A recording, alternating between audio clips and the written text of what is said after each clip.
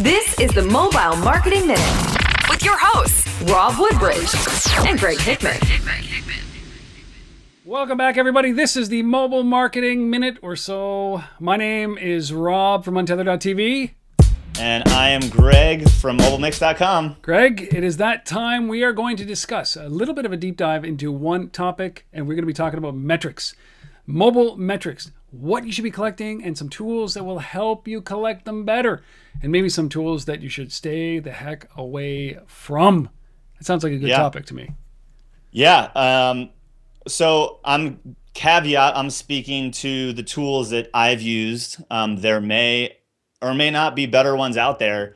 But, from my experience, there's, as within an organization that I went into, they already had some tools that I had to use. Those tools were Google Analytics for when it came to web, and also Web Trends.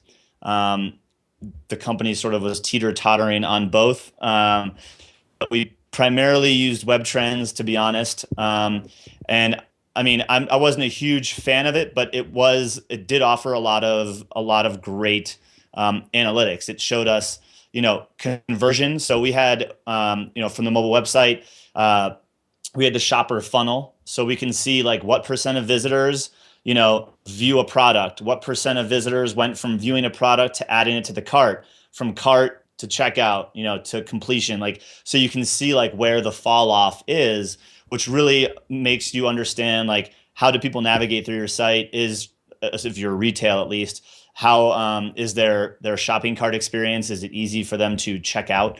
And that was actually one of the main things we focused on while I was there. So we used Web Trends for that, which was a great tool. You can also get all the other stuff like, time spent on site, bounce rate, where people are coming from is interesting. If is it direct traffic, is it from email, is it from social, what have you. So that was like Web Trends and Google Analytics, like between those two were those things.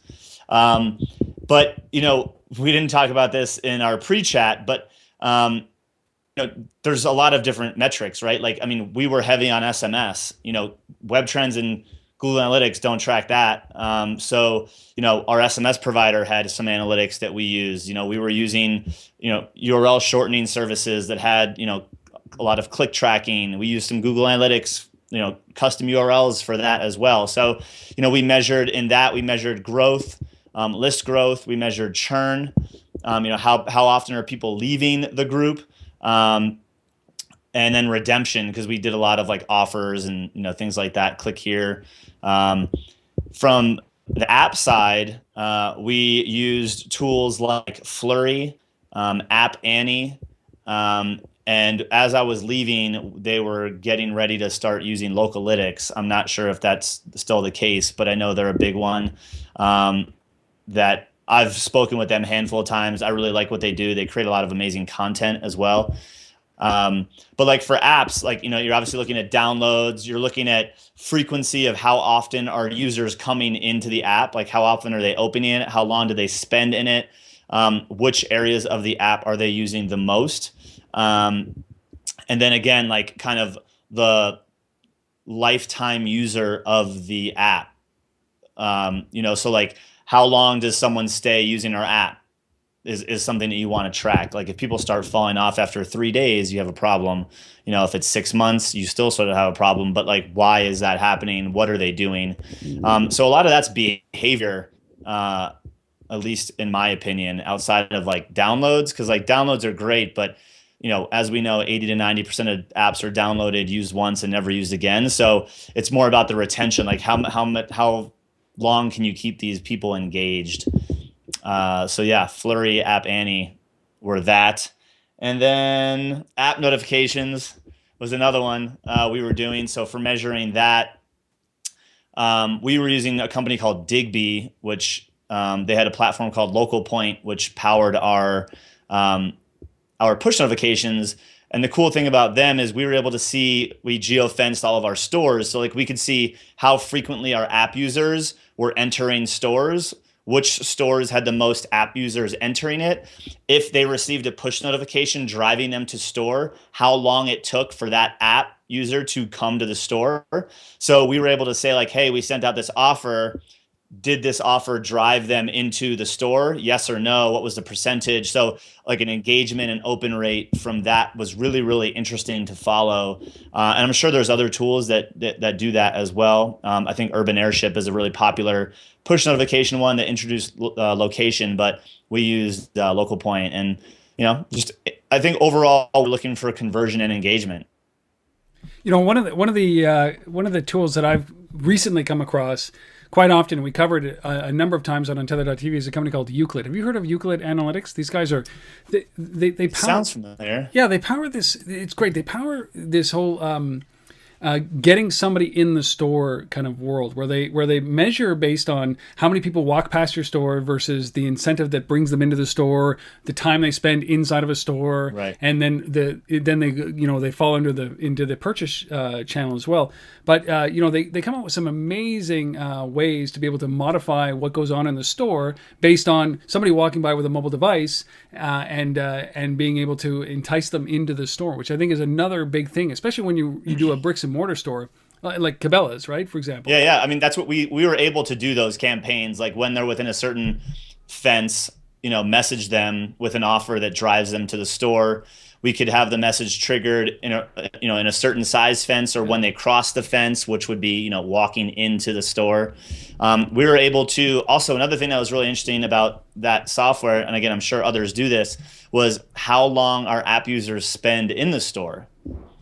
We had some people that were spending like 3 hours tops in our stores. Wow. Which was crazy. I mean, because again, like we don't have, or I say we still love them, but they had 46 stores, which is kind of on the lower side for some of the retail competition that they have. That they have to drive a significant distance to get there. Like the average commute time, I think, for Cabela's customers was like 3 hours. Like I've never driven 3 hours to go to any store, nor will I ever. That's how loyal they were. So it's interesting to see like the distance that they go. Like you'd see app users that were primarily based in one state, but went to a store in another state.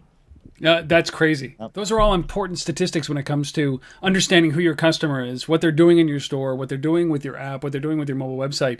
And I think that the key here is the metrics have to be focused on conversion, right? So what we're talking about here is that you want to understand what it takes to acquire, like what the cost is of acquisition for your customer, right? So because that affects your marketing budget. If the cost of acquisition is very high, then the impact of your marketing budget with a small budget will be very low.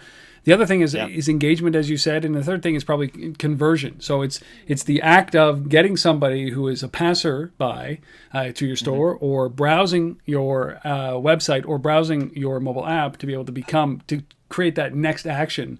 And those are the analytics that you have to focus on. Those are the outcomes that you want, and these tools help that, don't they?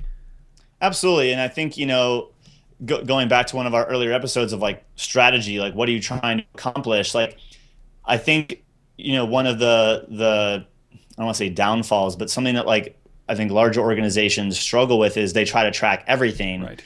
And all the things we just mentioned, yeah, they're important, but you probably should have one or two specific goals, and some of those metrics will then become way more valuable. That you're like, those are the ones you want to look at every day, versus like some of those, you want to look at every week or every month, what have you. Some of them may impact the others, so like understanding what are you looking for your customer to do? Like what is, you said the cost of acquisition or cost per action, like what is the action you want them to take? Because that's going to lead you to, well, what is the most important metric that we need to follow on a daily basis? And I think you summarized it in one of our previous episodes where you said, look, at Cabela's, it was a conversion rate, wasn't it? On the website, you wanted to convert more from your mobile website into sales, right? Yeah, absolutely. It was not good when I got there, and when I left, it was a lot better. I mean, we did a whole site redesign the shopping cart experience. A lot of interesting things that happened. That we were able to optimize to make it an easier shopping experience. And by doing so, you see more people that add a product to their cart actually checking out from mobile. And that's the impact that you're looking for when it comes to this, is that when you think about metrics, you have to be able to understand what the metric is that you are interested in, the metric for success, in order to be able to invest in the right areas, like Greg did at Cabela's, which was redesign everything around the experience. And I think that that's key for this when you start to look at metrics. Thanks, Greg. Don't forget to come back next week for our next episode.